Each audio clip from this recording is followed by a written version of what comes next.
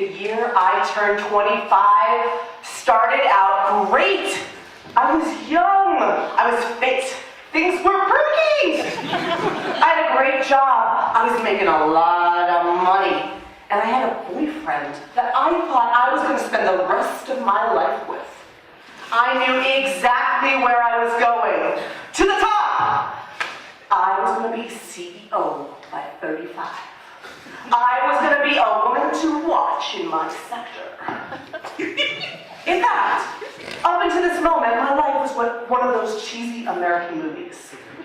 I had wonderful parents, and I had great siblings. We lived in a house with a garden and a picket fence.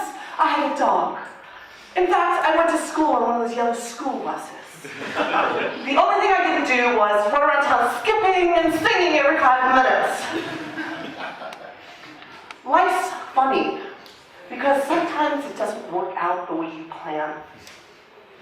The year I turned 25, I found myself standing on the sidewalk, along with 5,000 other people, holding a cardboard box with all of my personal possessions in it. We just all lost our jobs. We worked for Enron, the greatest company in the world. That no longer was. This was not a problem. I was young, I could get another job. My quest for worldwide domination by the age of 35 was pushed back a little bit, but things were good. But life sometimes throws us things that are absolutely unexpected. The year I turned 25 was the year that the towers fell. I'm from New York. I'm from Long Island, Strong Island, and we lost a lot of good people that day. Fathers, mothers, sisters, brothers, neighbors, friends.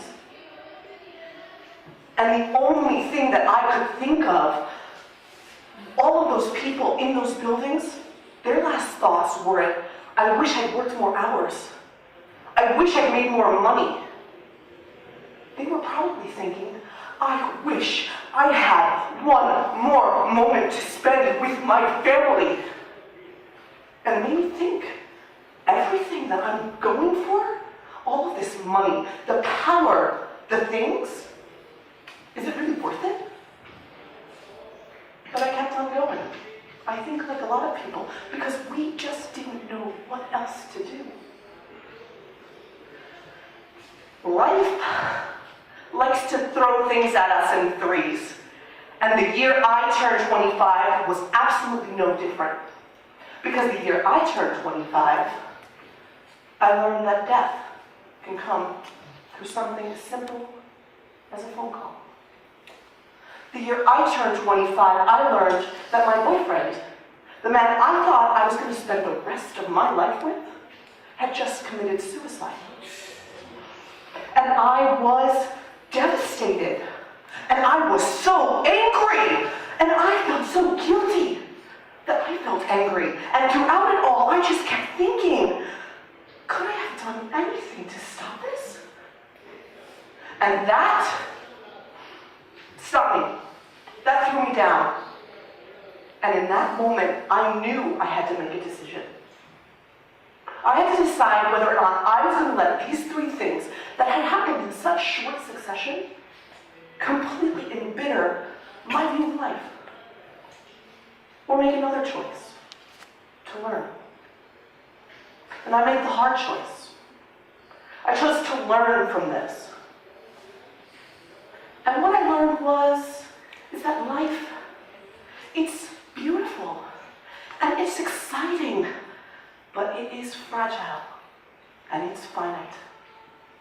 And life gives us so many opportunities, but if we do not have the time or the space to take advantage of them, they're gone.